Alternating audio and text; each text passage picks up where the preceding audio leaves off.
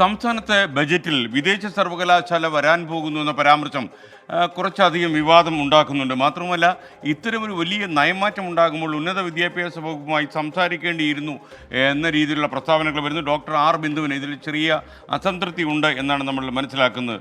അതേസമയം സ്വകാര്യ മൂലധനം ഉപയോഗിച്ച് കേരളത്തെ വളർത്തണമെന്നാണ് CPIM സംസ്ഥാന സെക്രട്ടറി MV ഗോവിന്ദൻ പ്രതികരിച്ചത്. CPIMന് ബുദ്ധി ഉദിക്കാൻ 15 കൊല്ലം വേണ്ടി വരുമെന്നായിരുന്നു രമേശ് ചെന്നിത്തലയുടെ പരിഹാസം. ബജറ്റിൽ വിദേശ സർവകലാശാല എന്ന പ്രഖ്യാപനവുമായി ധനമന്ത്രി, തൊട്ടു പിന്നാലെ ഒന്നിന് പിറകെ ഒന്നായി വിവാദങ്ങളും. സുപ്രധാന നയമാറ്റത്തിൽ ഉന്നത വിദ്യാഭ്യാസ മന്ത്രിയും വകുപ്പിനോടും ആലോചന നടത്തിയില്ല എന്നതിൽ അതൃപ്തി.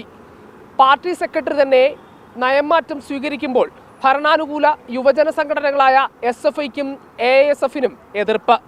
VS അച്യുതാനന്ദൻ സർക്കാരിന്റെ കാലത്ത് വിദേശ സർവകലാശാലകളെ കേരളത്തിൽ കാലുകുത്താൻ അനുവദിക്കില്ലെന്ന് ഉറച്ച നിലപാടെടുത്ത ഇടതുപക്ഷം, ആ നിലപാടിന്റെ 13ാം വർഷം അതേ സർവകലാശാലകൾക്ക് സ്വാഗതമേകി പിണറായി വിജയന്റെ ഇടതുപക്ഷ സർക്കാർ. ഇതേ പിണറായി വിജയൻ പാർട്ടി സെക്രട്ടറി ആയിരിക്കെയാണ് വിദേശ സർവകലാശാലകൾക്കെതിരായ നയം സ്വീകരിച്ചത്. വിദേശ സർവകലാശാലകൾക്ക് UGC മാർഗനിർദ്ദേശം പുറപ്പെടുവിച്ചപ്പോൾ CPM പോളിറ്റ് ബ്യൂറോയും അതിനെ എതിർത്തിരുന്നു.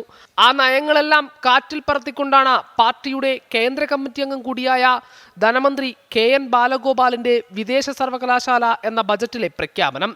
അന്താരാഷ്ട്ര കോൺക്ലേവ് തുടങ്ങാനും വിദേശ സർവകലാശാലകളെ സ്വീകരിക്കാനും സർക്കാർ കച്ചകെട്ടുമ്പോഴും വകുപ്പിനോടോ ഭരിക്കുന്ന മന്ത്രിയുമായോ ഇതിനെപ്പറ്റി കൂടിയാലോചന നടന്നിട്ടില്ല എന്നതാണ് വസ്തുത.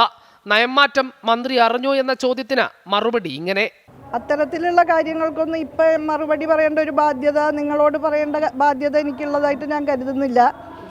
ധനകാര്യമന്ത്രി ബജറ്റാണ് അവതരിപ്പിച്ചിട്ടുള്ളത്. നയപരമായ കാര്യങ്ങളെ സംബന്ധിച്ച് ഇപ്പോൾ ഈ കാര്യത്തിൽ ഒരു വിശദീകരണം നടത്താൻ ഞാൻ താല്പര്യപ്പെടുന്നില്ല. ഇന്ത്യ മുന്നോട്ട് കൊണ്ടുപോകുന്ന നയസമീപനങ്ങൾ തീർച്ചയായിട്ടും അടിച്ചേൽപ്പിക്കപ്പെടുന്ന ഒരു സാഹചര്യം കൂടി നമ്മുടെ നാട്ടിലുണ്ട്.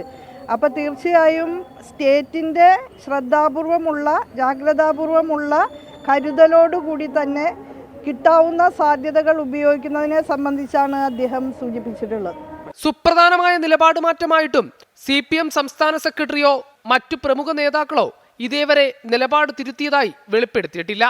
മന്ത്രി തന്നെയും സർക്കാരിന്റെ നിയന്ത്രണങ്ങളോടുകൂടിയായിരിക്കും സംസ്ഥാനത്ത് വിദേശ സർവകലാശാലകൾ പ്രവർത്തിക്കുകയെന്ന് ഉറപ്പിച്ച് പറയുന്നു. ആഗോളതലത്തിൽ മാത്രമാണ് സ്വകാര്യ മേഖലയെ എതിർത്തിട്ടുള്ളതെന്നും സ്വകാര്യ മൂലധന നിക്ഷേപം ആകാമെന്നും അതിനെ അന്നും ഇന്നും എതിർത്തിട്ടില്ലെന്നും ഇനി എതിർക്കുകയില്ലെന്നും ഇത് LDFന്റെ നയമാറ്റമായി കാണേണ്ടതില്ലെന്നും CPM സംസ്ഥാന സെക്രട്ടറി MV ഗോവിന്ദൻ പറഞ്ഞു. വിദ്യാഭ്യാസ മേഖലയിൽ സ്വകാര്യവൽക്കരണം എന്ന് പറയുന്നത് ഇപ്പോഴുള്ളതല്ലാന്ന് ഞാൻ പറഞ്ഞില്ലേ. മൂലധന നിക്ഷേപം വളരെ വർഷങ്ങൾക്ക് മുമ്പ് തന്നെ ഈ കേരളത്തിൽ അതിൻ്റെ ആദ്യകാലം മുതലേ ഉണ്ട്. സാമൂഹ്യ പശ്ചാത്തലത്തിൽ നിന്നുകൊണ്ട് സാമൂഹ്യ നിയന്ത്രണത്തെ അടിസ്ഥാനപ്പെടുത്തി നമുക്ക് എങ്ങനെ വിദ്യാഭ്യാസ മേഖലയിൽ സ്വകാര്യ മൂലധനത്തെ ഉപയോഗിക്കാമെന്ന് തന്നെയാണ് കാണുന്നത്. അത് തന്നെയാണ് ഉദ്ദേശം. വിദേശ സർവകലാശാല പ്രഖ്യാപനത്തിന് അനുകൂല നിലപാടുമായി മുൻ ധനമന്ത്രി തോമസ് ഐസക്കും രംഗത്ത് വന്നു. എന്നാൽ ഇടതുപക്ഷത്തിന്റെ നിലപാട് മാറ്റത്തെ രൂക്ഷമായ ഭാഷയിൽ വിമർശിക്കുകയാണ് മുൻ പ്രതിപക്ഷ നേതാവ് രമേശ് ചെന്നിത്തല. 15 വർഷം കഴിഞ്ഞ് CPMന് ബുദ്ധി ഉദിക്കുമെന്ന് ചെന്നിത്തല പരിഹസിച്ചു. 15 വർഷങ്ങൾക്ക് മുമ്പ് ഞങ്ങൾ ഇവിടെ സ്വകാര്യ സർവകലാശാലകൾ കൊണ്ടുവരുമെന്ന് പറഞ്ഞപ്പോൾ, അല്ലെങ്കിൽ നിക്ഷേപം വേണമെന്ന് പറഞ്ഞപ്പോൾ എതിർത്തവർ ഇപ്പോൾ അതിനെ അംഗീകരിക്കുന്നത് പറയാനുള്ള മടി എന്താണ്? എന്തിനാണ് ഈ ജാള്യത? സത്യമായി അംഗീകരിക്കാൻ തയ്യാറാകണ്ടേ?